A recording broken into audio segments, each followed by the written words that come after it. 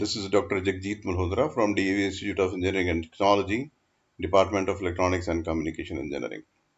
I'm a part of this FTP, and I'm going to give small data presentation on impact of electronic devices on environment. We live our lives surrounded by electronics equipment, and we can no longer get without it.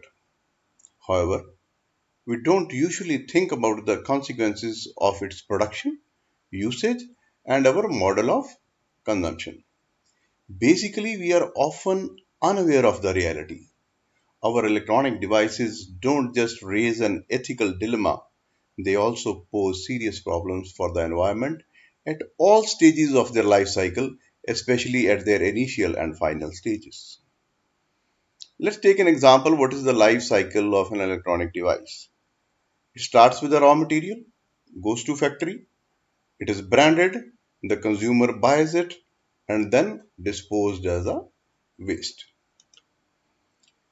Now we were talking about the initial stage of the product, that is the production. This is over exploitation of natural resources and pollution. CO2 emissions are 73% during the production only. The greatest energy impact of smartphone or a computer occurs during its manufacturing process and not through its usage. Now let's see what all resources are required on an average to make a computer. You will be surprised to know that it requires 240 kg of fuel, 22 kg of chemical, and 1005 liters of water. Isn't it horrifying? Let's take another example of a microchip. It takes 16,000 liters of water, 1.6 kg of fuel, and zero point 0.7 kg of chemical. Very normally, and all of us are having a smartphone, mobile phone, and most of us are having two or more. The question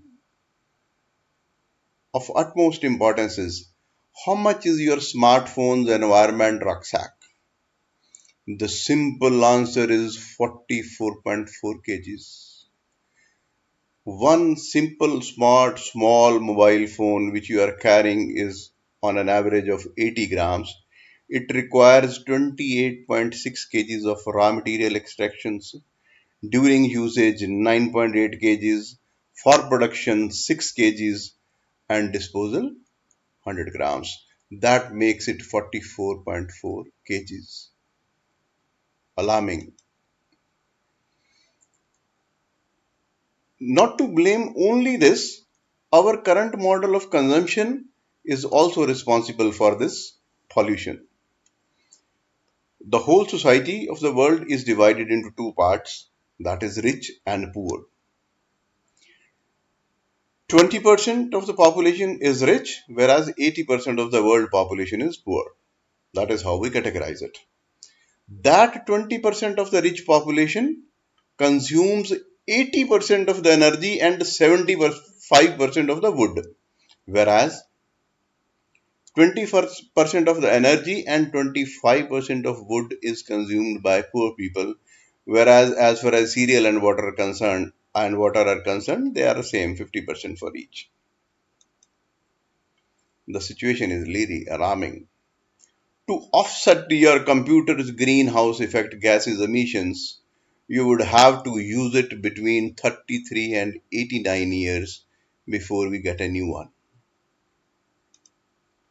So best strategy to preserve our planet is to reduce our consumption and to support responsible use and consumption of the available resources. Thank you.